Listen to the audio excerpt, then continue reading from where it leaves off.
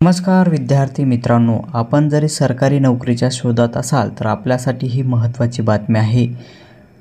भारतीय रेल्वे बोर्डने 2025 करिता मेगा भरती काढण्यात आलेली आहे। ग्रुप डी करिता ही भरती असणार आहे। लेवल 7वे वेतनपर्यंत याचे CPC पे मॅट्रिक भेटणार आहे। रिक्वायरमेंट व्हेरियस पोस्ट आहे।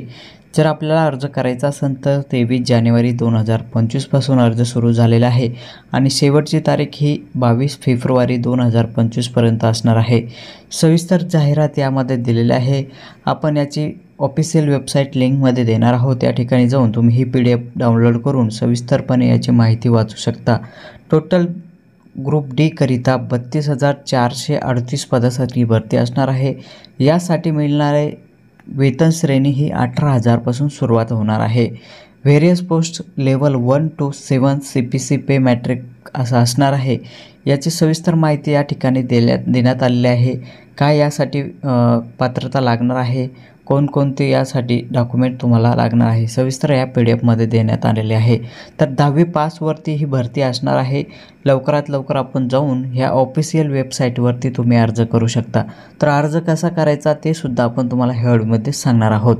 व्हिडिओ शेवटपर्यंत बघा तरच तुम्हाला ही सर्व माहिती कळणार आहे। सर्वप्रथम तुम्हाला गुगलवरती यायचं आहे। गुगलवरती आल्याच्या नंतर ऑफिशियल वेबसाईटला भेट द्यायची आहे। या ठिकाणी आल्याच्या नंतर तुम्हाला वरती अप्लाय ऑप्शन मिळेल।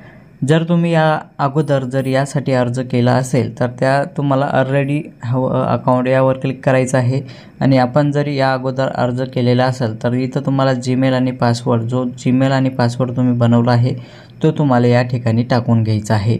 जर आपण अर्ज हा पहिल्यांदाच करत असाल तर अप्लाय या बटनवर क्लिक करायचं आणि क्रिएट अकाउंट याच ठिकाणी तुम्हाला क्लिक करायचं।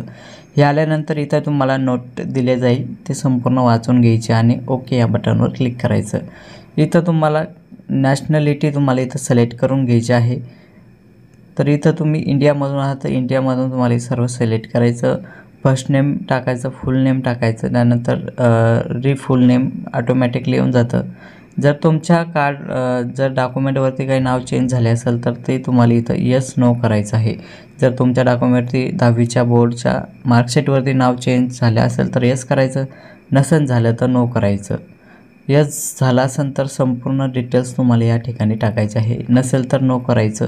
त्यानंतर डेट ऑफ बर्थ टाकायची, रिटाईप डेट ऑटोमॅटिकली येऊन जाते।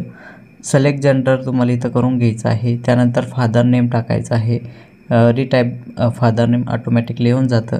मदर नेम इथं टाकायचं आहे आणि रिटाईप मदर नेम ऑटोमॅटिकली ते घेऊन टाकतं।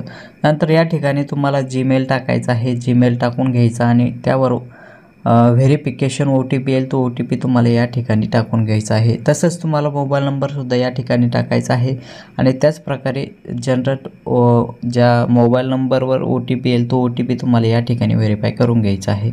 त्यानंतर तुम्हाला आधार व्हेरिफिकेशनसुद्धा इथं करायचं आहे। इथं आधार नंबर टाकून घ्यायचा, 12 अंकी आधार नंबर टाकून घ्या आणि जनरेट आधार OTP यावर क्लिक करायचं। या ठिकाणी OTP आल्यानंतर तो व्हेरिफिकेशन करून घ्यायचा आहे। अशा सर्व प्रकारे तिन्ही पण डिटेल्स तुम्हाला व्हेरिफिकेशन करायचं आहे। ते झाल्यानंतर आय हॅव या बटनवर क्लिक करायचं। त्यानंतर इथं पासवर्ड तुम्हाला क्रिएट करायचा आणि कन्फर्म पासवर्ड आणि आय रोबोट यावर क्लिक करून इथं तुम्हाला फ्री अँड क्रिएट अकाउंट या ठिकाणी क्लिक करून घ्यायचं आहे।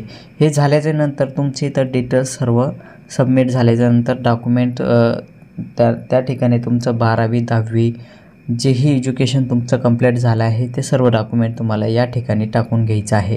त्यानंतर तुम्हाला ऑलरेडी अकाउंट या ठिकाणी क्लिक केल्यानंतर इथे तुम्हाला साइन इन करायचं आहे। तुमचा मोबाईल नंबर आणि जे पासवर्ड तुम्ही बनवला आहे ते टाकून लॉग इन करायचं आहे। लॉग इन बटनवर क्लिक केल्याच्या नंतर असं तुमच्यापुढे इंटरफेस ओपन होईल। संपूर्ण माहिती भरल्याच्या नंतर इथं तुम्हाला ऑनलाईन ॲप्लिकेशन या ठिकाणी तुम्हाला क्लिक करून घ्यायचं आहे आणि आता रिसेंटली जी वॅकन्सी निघली आहे ते तुम्हाला इथं दिसणार आहे। त्या ठिकाणी I am not currently declare and RRB RCC next या ठिकाणी तुम्हाला नेक्स्ट करून घ्यायचं आहे। या ठिकाणी नेक्स्ट केल्याच्या नंतर संपूर्ण माहिती भरलेली आहे, ते संपूर्ण माहिती तुम्हाला या ठिकाणी दिसणार आहे। त्यानंतर ऑर्डर डिटेल्समध्ये तुम्हाला जी काही माहिती तुम्ही भरली आहे फॉर्म भरता वेळेस ती संपूर्ण माहिती इथे येणार आहे। एज्युकेशन डिटेल तुम्हाला 10वी 12वी जे बोर्डचं तुम्ही इथं इन्फॉर्मेशन दिलं आहे ते तुम्हाला या ठिकाणी दिसणार आहे। आणि त्यानंतर नेक्स्ट करायचं। नेक्स्ट केल्यानंतर इथं तुम्हाला बॅकग्राऊंड व्हाईट बॅकग्राऊंडचा एक फोटो 100 KBच्या आत म्हणजे 50 KB पर्यंत मिनिमम साईज तो फोटो तुम्हाला इथं लावायचा आहे।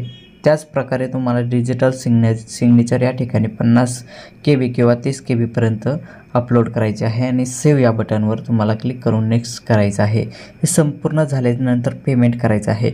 अशा सोप्या पद्धतीने तुम्ही तुमच्या मोबाईलवरती घर बसल्या हा फॉर्म भरू शकता। तर हा आपल्याला व्हिडिओ आवडला असेल तर चॅनलला सबस्क्राईब करा आणि हा व्हिडिओ इतरांना शेअर करा।